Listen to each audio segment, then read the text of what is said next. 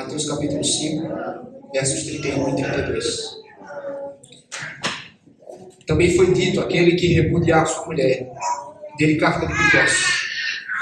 Eu, porém, vos digo: qualquer que repudiar sua mulher, exceto em caso de relações sexuais ilícitas, a expõe a tornar-se adúltera. E aquele que casar com a repudiada comete adultério. Deus seja conosco, nos ilumina, Pai, no nome de Jesus. Amém e amém. É nítido que ao longo dos anos a instituição do casamento tem sido deturpada, menosprezada, secularizada. Para onde nós olhamos, irmão, seja no Estado, seja na cultura, até na igreja, nós notamos que a visão sobre o casamento foi drasticamente transformada, o que levou ao declínio dessa preciosa instituição criada por Deus. Você quer uma prova disso? Basta olhar como a nossa sociedade trata tanto o adultério como o divórcio. Até 2005, o adultério era tipificado no Código Penal brasileiro como crime. O divórcio, por sua vez, era estritamente regulamentado até o ano de 2010, quando uma emenda à Constituição flexibilizou, desburocratizou o processo de divórcio. Não por acaso, no ano de 2022, o Brasil registrou 420.039 divórcios. É perceptível o impacto disso na nossa cultura. Olhe agora para o entretenimento. Perceba a produção musical, cinematográfica, dentre outros. Boa parte das canções produzidas em nosso país estão recheadas de pornografia.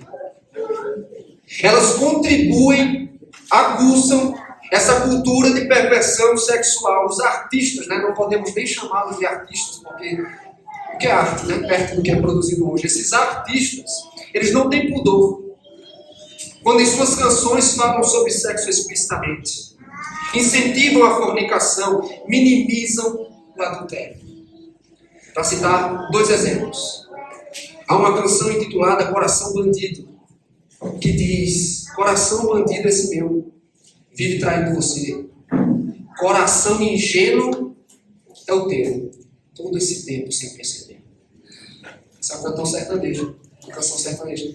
Mas aí nós vamos a um grupo muito bom, ali dos anos 80, Roupa Nova. Roupa Nova tem uma canção chamada Coração Pirata, que diz o seguinte: quando a paixão não dá certo, não há por que se culpar. Eu não me permito chorar, já não vai adiantar. Recomeço do nada, sem reclamar. Nesta é cantada, irmãos, que não há problema quando relacionamentos são quebrados. Esse é basicamente o lema dos relacionamentos hoje em dia. Se não dá certo, seguimos em frente sem reclamar.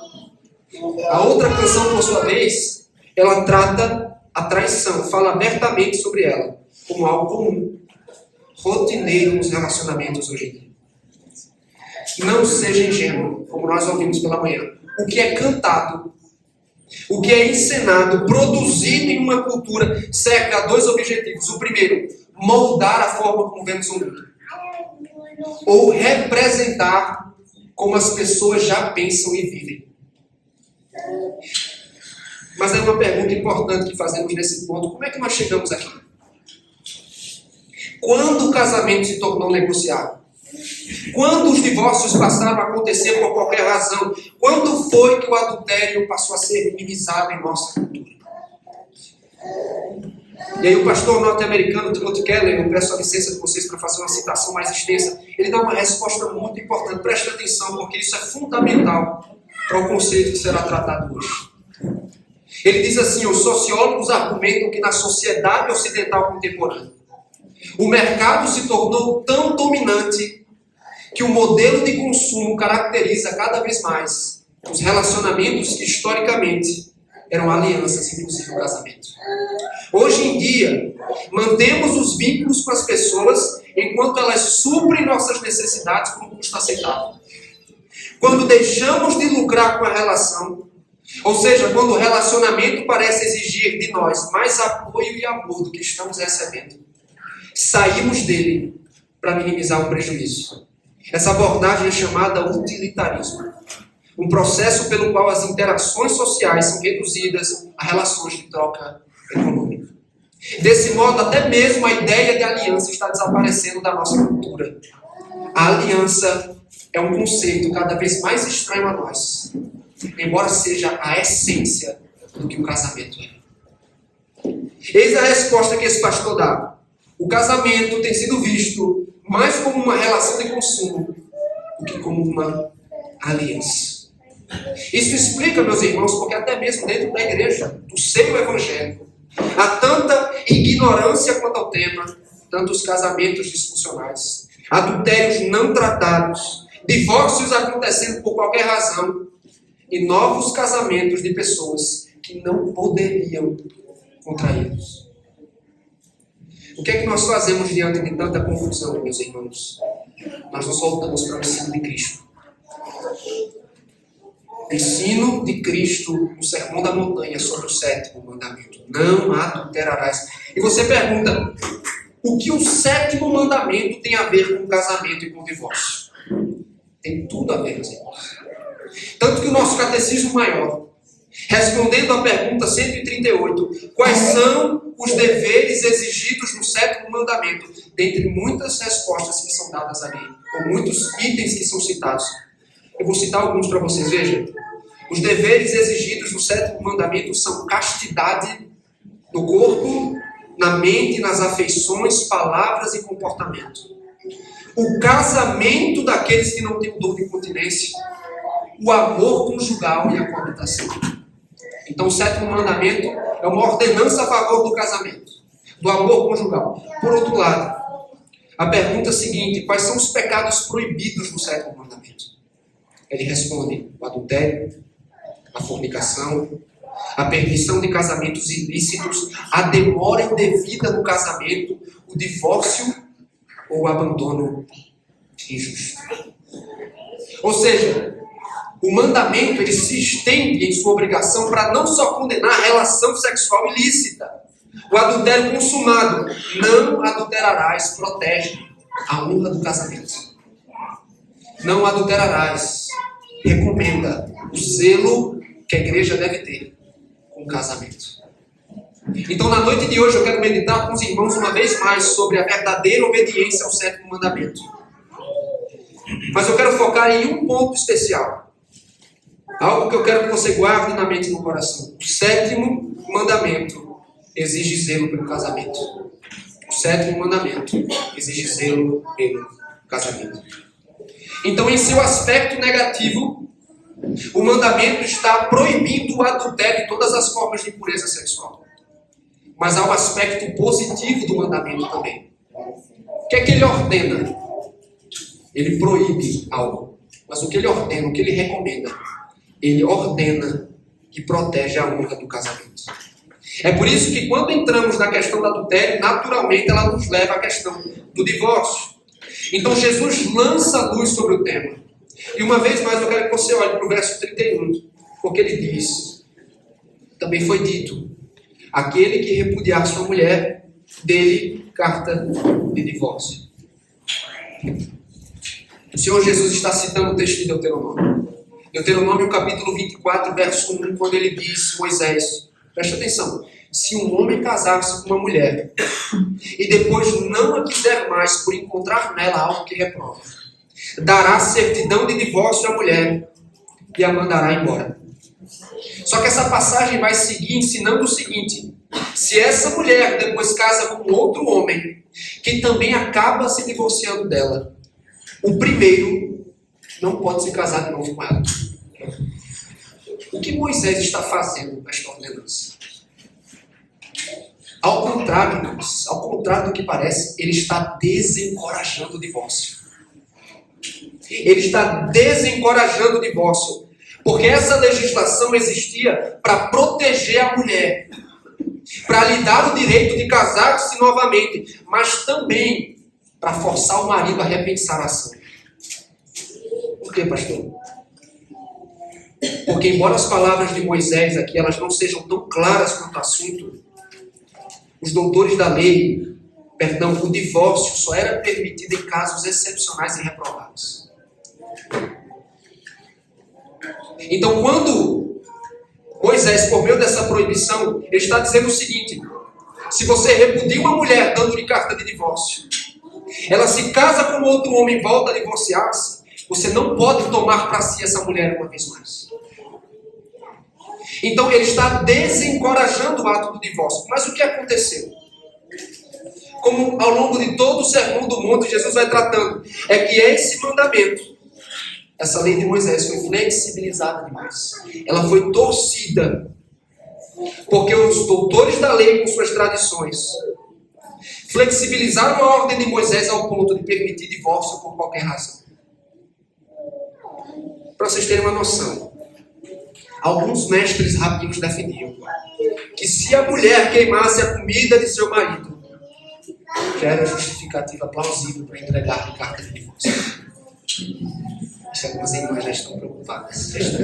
Calma, minhas irmãs. Este princípio da lei foi anulado. Então imagine, a lei foi torcida, a lei foi flexibilizada. E o divórcio era permitido sob circunstâncias que são completamente abomináveis, ridículas. Mas Jesus, então, ele reage à distorção da lei no verso 32. Ele diz: eu, porém, vos digo, qualquer que repudiar sua mulher, exceto em caso de relações sexuais ilícitas, a expõe a tornar-se adúltera. E aquele que casar com a repudiada comete adultério. Então o que é que Cristo está fazendo? Ele está resgatando a rigidez da lei quanto ao divórcio. Ele está ensinando a única exceção no qual o divórcio é permitido é a infidelidade conjugal de uma das partes. Fora isso, segundo o texto do Sermão do Monte, qualquer um que se divorciar de sua mulher a estará expondo ao risco de cometer adultério caso venha se casar novamente. Porque o vínculo não foi devidamente interrompido. Então, necessariamente, acompanhe minha linha de raciocínio, um homem que se casa com uma mulher divorciada, que não nessas condições apontadas por Cristo, ele está cometendo adultério porque ela ainda é esposa de outro homem, aos olhos de Deus. Então eu quero que você note um ponto fundamental, é que Cristo tem um casamento em autoestima. Cristo valoriza a instituição do casamento, e isso se explica a partir do propósito original de Deus para essa instituição. E eu quero que você abra comigo agora, abra comigo Mateus capítulo 19. Mateus capítulo 19. Do verso 3 ao verso de número 9.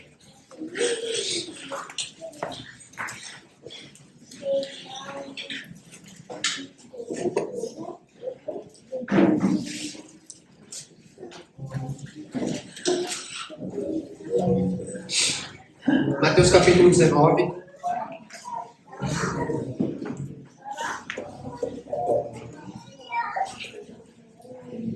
Disse assim, preste atenção, palavras do Senhor Jesus Cristo. Vieram a ele alguns fariseus e o experimentavam, perguntando: é lícito ao marido repudiar sua mulher por qualquer motivo? Então respondeu ele: não tendes lido que o Criador, desde o princípio, os fez homem e mulher, e que disse: por esta causa, deixará o homem pai e mãe, se unirá à sua mulher, tornando-se os dois uma só carne? De modo que já não são mais dois, porém uma só carne. Portanto, o que Deus ajuntou, não o separe o homem. Replicaram: por que mandou então Moisés dar carta de divórcio e repudiar? Respondeu-lhe Jesus: por causa da dureza do vosso coração é que Moisés vos permitiu repudiar vossa mulher. Entretanto, não foi assim desde o princípio. Eu, porém, vos digo: quem repudiar sua mulher, não sendo por causa de relações sexuais ilícitas, e se casar com outra, comete adultério. E o que casar com a repudiada, comete adultério.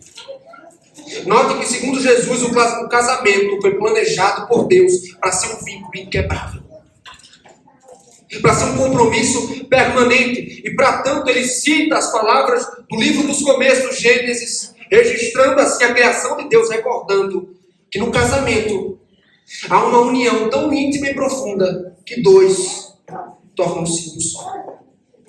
E ele conclui dizendo: aquilo que Deus planejou para não ser desfeito, aquilo que Deus planejou para não ser quebrado, o homem não deve desfazer. Ou seja, o que Jesus está dizendo? O divórcio nunca esteve nos planos de Deus. Nunca esteve. Mais tarde ele aparece, porém, como uma concessão. Como uma concessão por causa do pecado, da dureza de coração e da incapacidade das pessoas de conformar-se à lei de Deus.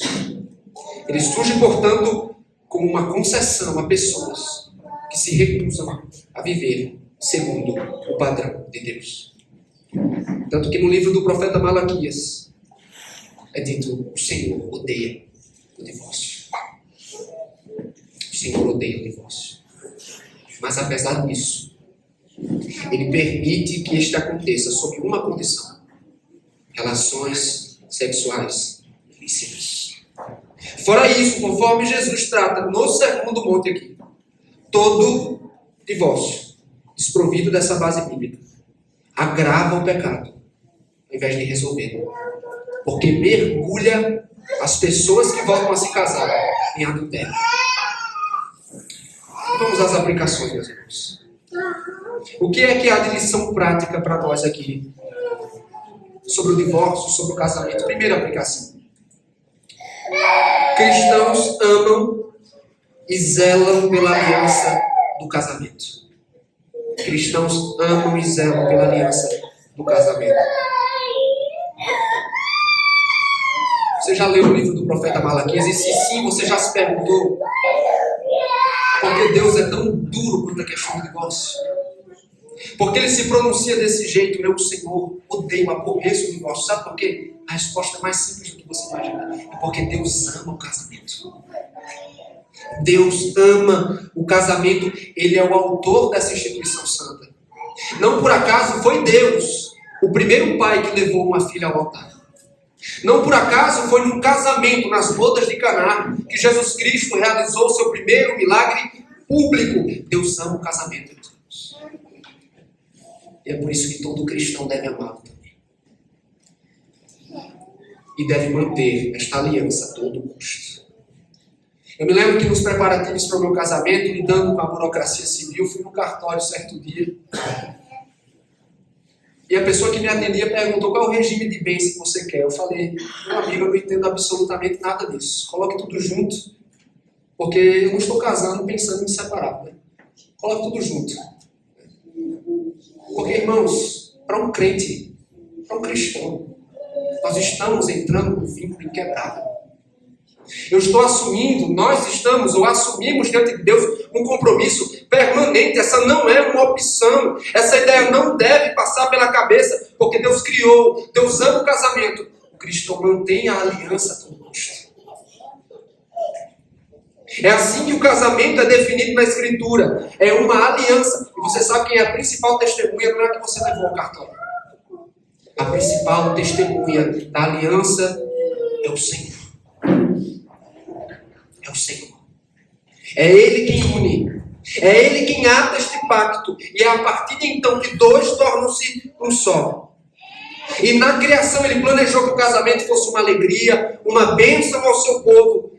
Mas deixa eu lhe dizer uma coisa, e você sabe disso melhor do que eu. Porque pelo que eu posso perceber aqui, a maioria é casada há mais tempo que eu. Isso não significa que a realidade do casamento seja fácil o tempo todo. Por quê, pastor? Porque são dois pecadores que dizem sim no altar.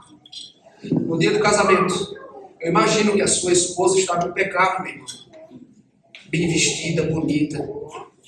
Que a festa deve ter sido inesquecível, a experiência na lua de mel, mas depois você entra na vida real.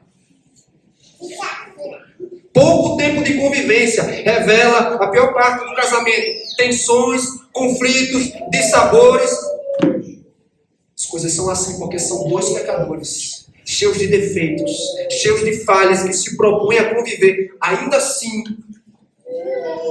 mesmo depois de conhecer o lado feio do seu cônjuge, mesmo depois de conhecer seu coração pecaminoso, suas faltas, você é chamado a amar, ser fiel a todo custo aliança que assumiu diante de Deus, mesmo quando os sentimentos esfriam, em razão do aborrecimento, do desgaste, das crises da vida, você é chamado a manter o compromisso de aliança. Porque, como eu disse algumas semanas atrás, não é o sentimento que sustenta a aliança, é a aliança que sustenta o sentimento e tudo o que faz parte do relacionamento. Portanto, meu querido irmão, para usar as palavras do profeta Malaquias, seja fiel à mulher da tua mocidade. Zele pelo bem do teu casamento, que o divórcio nunca seja uma opção para vocês. Quando o conflito aparecer, leve-os aos pés da cruz, para que a paz reine na tua casa. Quando você conhecer a face do pecado do teu cônjuge, o que é que você vai fazer? Você vai derramar sobre ele a mesma graça que você recebeu em Cristo Jesus. E quando a fundação do casamento parecer desmoronar frente aos problemas e lutas da vida, você vai morrer à presença daquele que é o sustentador da família, daquele que é o Senhor do casamento, e ele vai sustentá-los uma vez mais.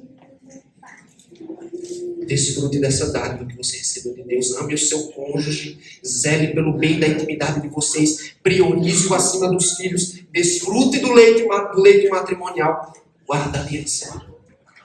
Guarda a aliança a todo custo. Crianças, preste atenção numa coisa muito importante que vocês viram. Muito importante. Deixa eu ver quem mais que está aqui. A Sara está ali, o Eric ali atrás da caixa. Crianças,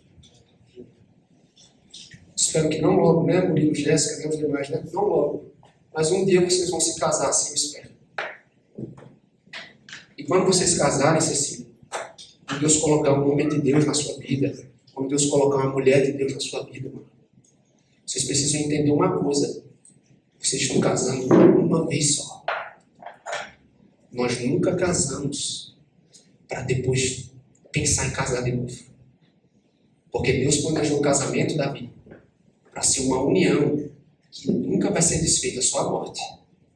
Só a morte. Então vocês precisam pensar isso. Quando vocês forem casar, vocês vão casar uma vez só. Porque eu creio que ele casa uma vez. Mas ainda sobre esse tema, eu quero encorajar vocês, meus irmãos, a pensar no seguinte: o casamento é uma aliança, não é uma relação de consumo. E talvez você possa me dizer, eu sei disso, pastor, mas não é muitas vezes como nós vivemos e agimos. O mundo tem nos treinado a enxergar os nossos vínculos dessa maneira. É assim, olha, enquanto as pessoas suprem as minhas necessidades, eu quero mantê-las por perto. Quando o relacionamento passa a ser custoso, quando eu deixo de lucrar com as pessoas, eu vou pular fora. Eu vou descartá-las. E é por isso que tantos divórcios acontecem. Você vê as pessoas dando desculpas polidas, do tipo, nós vamos seguir caminhos diferentes. Não estava mais dando certo, eu não estava mais me sentindo feliz. Mas por trás de toda desculpa polida, de todo linguajar refinado, a raiz do problema é a mesma. É o egoísmo do coração.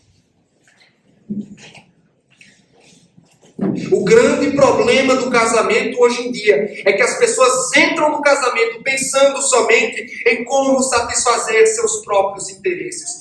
O casamento é um meio para atingir felicidade pessoal e ponto.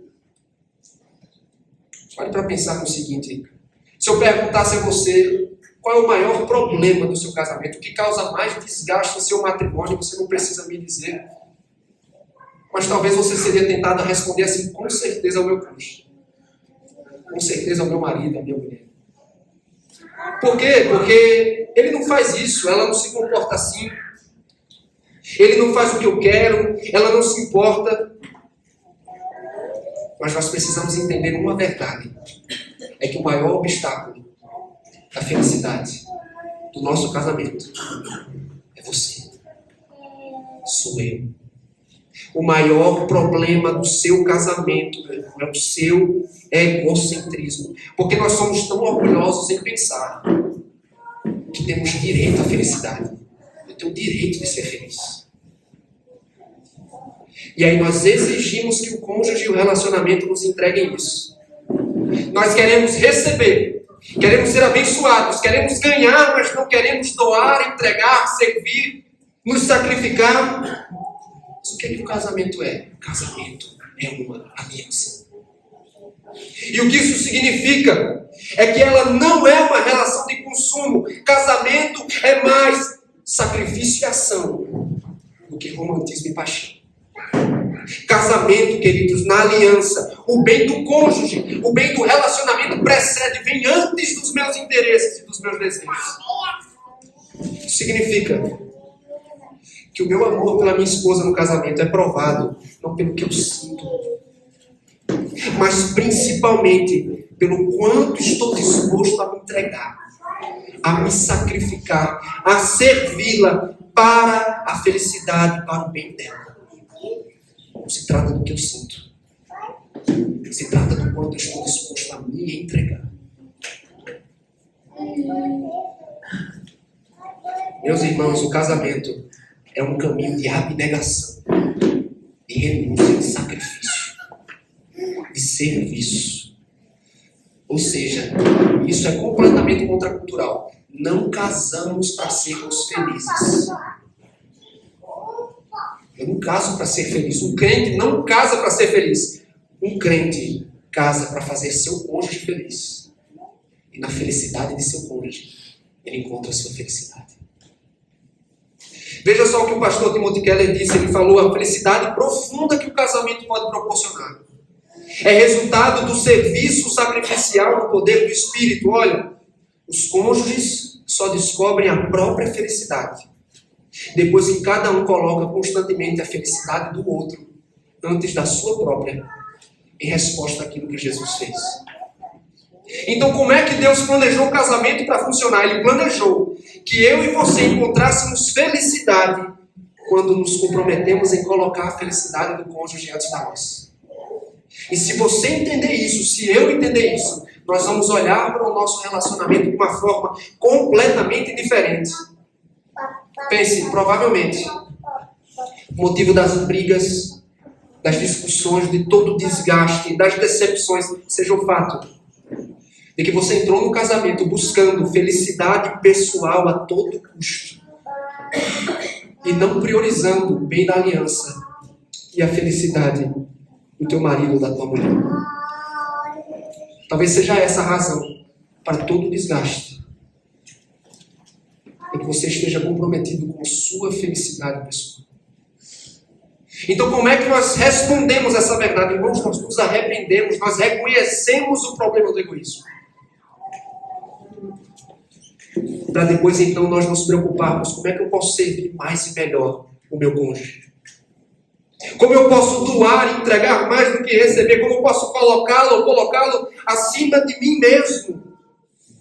Quando paramos de sermos egoístas.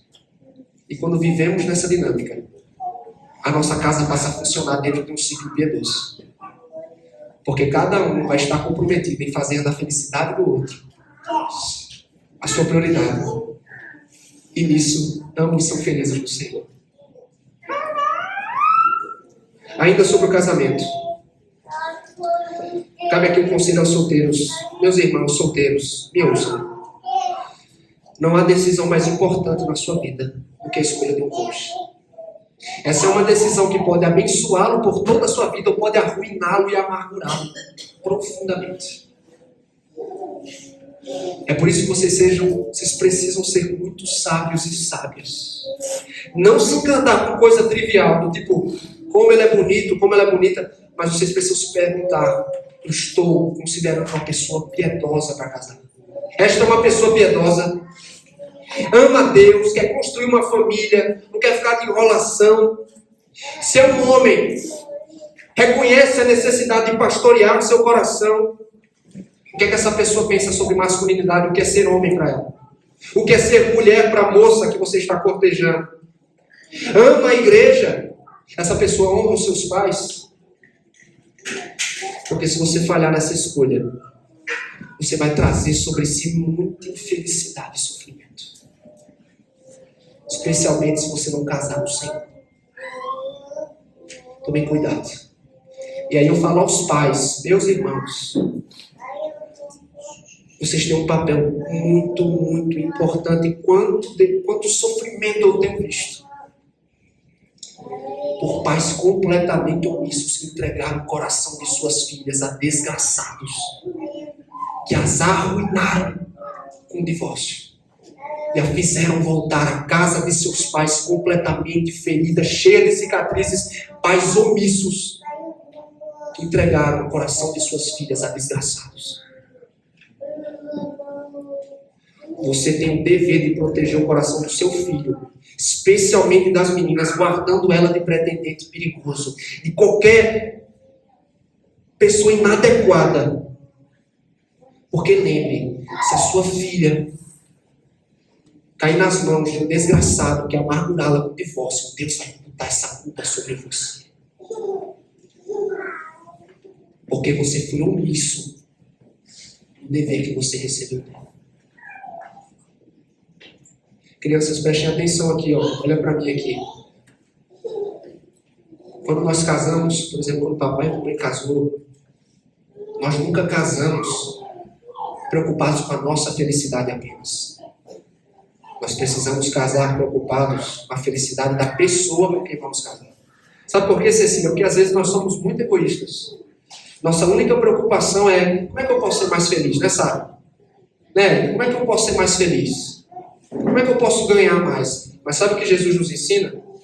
É que nós somos realmente felizes quando a gente se pergunta assim, ó, como é que eu posso fazer essa pessoa feliz? A gente precisa aprender, Sara, Rebeca, desde cedo, a nos preocupar mais com a felicidade das outras pessoas do que com a nossa. E aí, por incrível que pareça, quando a gente começa a fazer isso, a gente é mais feliz. A gente é mais feliz. E aí me permita trazer também um esclarecimento sobre a questão do divórcio. Vocês lembram que lemos Mateus 19? E Jesus argumentou dizendo que o divórcio é um desvio da ordem da criação. Ou seja, o divórcio não estava nos planos de Deus, porque ele é a quebra do que foi feito para ser inquebrável. No entanto, meus irmãos, em um mundo manchado pelo pecado, em um mundo arruinado pela queda, o pecado existe. O divórcio existe, perdão. Mas como uma concessão para amenizar o mal. Mas como uma concessão para impedir que mais desgraça aconteça. Então entenda, Jesus não está encorajando o divórcio, muito menos Moisés o fez. O que está acontecendo é que ele está permitindo o divórcio dentro de uma exceção, que é o caso de imoralidade ou infidelidade de uma das partes. Este não é o único assunto que trata, este não é o único texto que trata sobre o assunto, mas neste caso onde Cristo trata no Sermão do Monte, é o único motivo lícito para quebrar o pacto matrimonial. Então o que é que acontece no caso de uma pessoa que é traída? Que ela é a parte inocente, ela tem permissão de pedir o divórcio e de contrair um novo casamento. No entanto, a parte que traiu não tem essa permissão. Nem qualquer pessoa que se casa por qualquer outro motivo que não apontado por Jesus, sob o risco de cometer adultério. Então uma pessoa que cometeu adultério e volta a casar-se, ela está em adultério. Uma pessoa que se casa com uma pessoa que não está nessas condições conforme Jesus apontou, ela está em adultério. E o mais interessante, no entanto, que é um ponto que é esquecido. As pessoas gostam de focar nessa questão da permissão para o divórcio, mas elas se esquecem de um caso, que é muito importante. É que até mesmo a infidelidade conjugal não torna o divórcio obrigatório. Torna o divórcio lícito. Sabe por quê? Porque Cristo tem mais prazer numa família que é reconciliada, num casamento que é reatado, do que num pacto matrimonial quebrado. Cristo tem mais prazer quando uma família que foi devastada pela traição, ela encontra graça no Senhor para recomeçar, do que quando o pacto matrimonial é quebrado. Então, quando nós vamos a 1 Coríntios 7, Paulo recomenda reconciliação. Ele está recomendando que as partes se reconciliem. É claro, meus irmãos, essa é uma discussão muito mais ampla. Nós podemos voltar a falar sobre este tema em outro momento. Mas eu quero que você entenda o seguinte por hora. No nosso país, até mesmo em algumas igrejas, as pessoas se divorciam por qualquer coisa. Mas a palavra de Deus, Cristo, nos ensina que, com exceção da infidelidade, ou do abandono deliberado, que é o que Paulo apresenta em Coríntios, do abandono deliberado de uma das partes, não há autorização para divórcio no novo casamento. Quem assim faz comete adultério. Do mesmo modo, como é comum na nossa sociedade, viver junto sem se casar oficialmente é quebra do 7º mandamento. O casal está vivendo em adultério. Qual é o nosso papel como igreja em tratar causas assim? Nós acolhemos as pessoas. Nós as tratamos como qualquer outra, mas incentivamos que o casamento seja oficializado, para que não esteja mais sob a culpa de quebrar o 7º mandamento. E por fim, uma boa notícia: há perdão para o pecado do divórcio. Há perdão para o pecado do divórcio. Ninguém está negando que o divórcio é uma tragédia. Porque aqui vos falo, filho de pais divorciados. Divórcio é uma tragédia, meus irmãos. Ele destrói famílias, gera filhos divididos entre os pais e produz cicatrizes que talvez nunca serão curadas.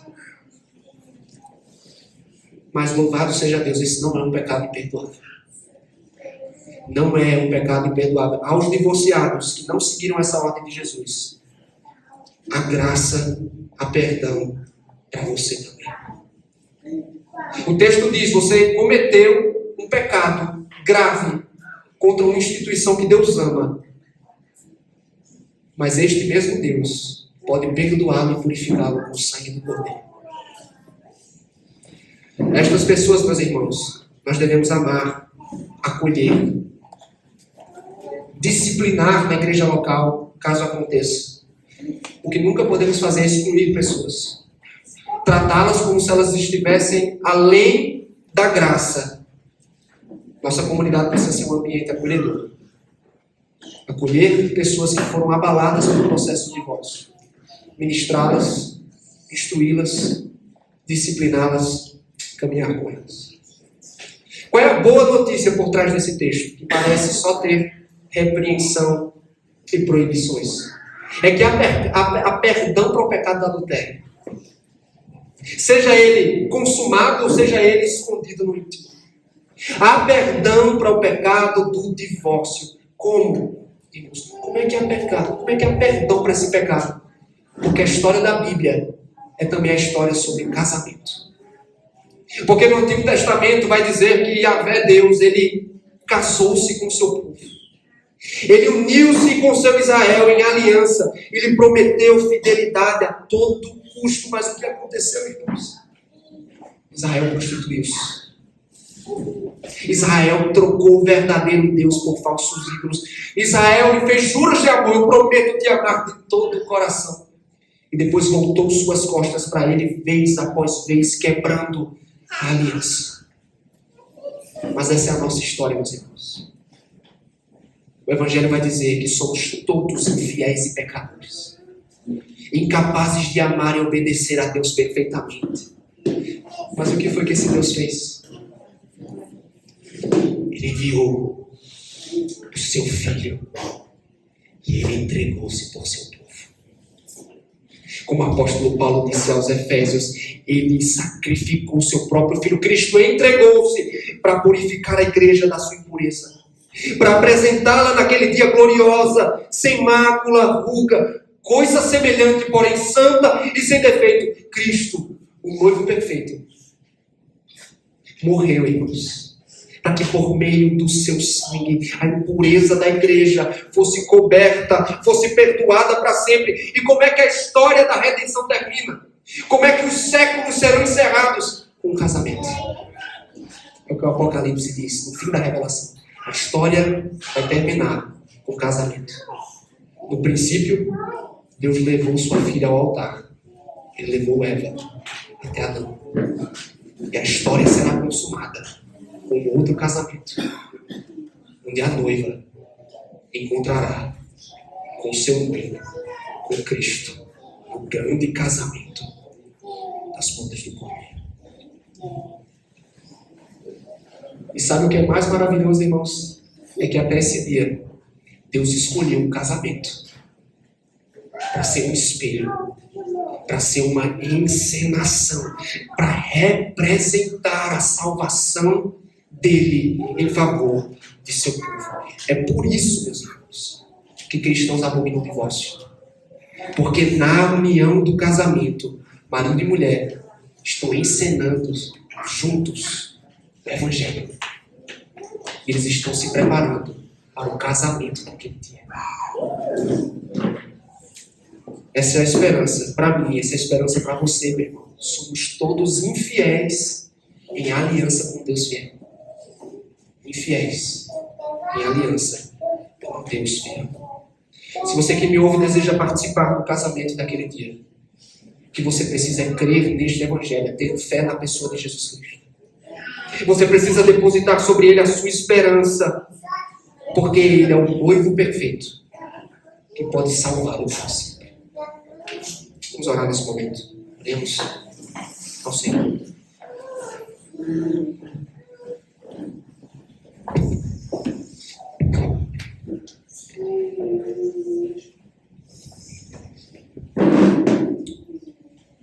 Oh, Deus. Nós te agradecemos, Senhor. Nós te damos toda a glória. Porque o Senhor nunca, jamais, ó Deus, há de nos entregar carta de divórcio. O Senhor não vai nos repudiar, Deus. Mesmo que sejamos dignos de repúdio em razão de nossos pecados. Mesmo que não sejamos dignos de Ti, ó Deus, uma vez de Cristo, para sempre seremos dele, Senhor. E essa é a esperança. É isso que abrilhanta o casamento. É isso que faz o casamento glorioso, Senhor. É porque quando nós olhamos para o que o Senhor nos deu, nós olhamos e lembramos do Teu Evangelho. Nós estamos nos preparando, nós estamos adornando um ao outro, marido e mulher, para as bodas do Cordeiro daquele grande dia. E sempre que nós, ó Deus, pelo poder da Tua graça, porque não há nada além disso em nós, graça do Senhor. Quando vivemos a vida matrimonial, o Teu Evangelho está sendo encenado, o Teu Evangelho está sendo representado, o Senhor está sendo glorificado. Enquanto o Teu povo se prepara para o grande dia. Oh Deus, há tanto pecado, há tanta iniquidade em nós. Oh Deus, nós estamos tão longe de sermos aquilo que gostaríamos, oh Deus. Mas, oh Deus, naquele dia, oh Deus, o Senhor vai apresentar uma noiva perfeita e imaculada. Oh Deus, o Senhor há de nos despir de toda iniquidade. O Senhor há de nos apresentar perfeitos. O Senhor há de nos dar um vestido perfeito com Teus atos de justiça. E naquele dia, de uma vez por todas, para sempre, toda eternidade, nós seremos unidos a Ti. Onde nós provaremos de prazer e gozo incomparáveis na Tua presença. Oh Deus, enche-nos de santa afeição por Ti, Senhor. Ó Deus, desperta os nossos afetos para que amemos o noivo Cristo Jesus. Ó Deus, abre os olhos do nosso coração para que Cristo seja encantador, belo aos nossos olhos. Ó Deus, que ganhar e ter a Cristo, ó Deus, ter comunhão com Ele, supere os prazeres da vida. Ó Deus, que o grande interesse da nossa alma seja sermos unidos eternamente com o nosso noivo. Ó Deus, prepara-nos até este dia. Nos dá a graça de modo que o Senhor seja glorificado pelo que nós vivemos aqui nesta terra. Nos dá força para honrarmos o Senhor. Abençoa os casamentos, ó Deus, de todos aqui na igreja. Que Tu derrame a Tua graça sobre os que planejam e desejam casar-se. Lembrando que este é um privilégio que nos foi dado. Apontar para o Teu Evangelho. Apontar para a Tua salvação.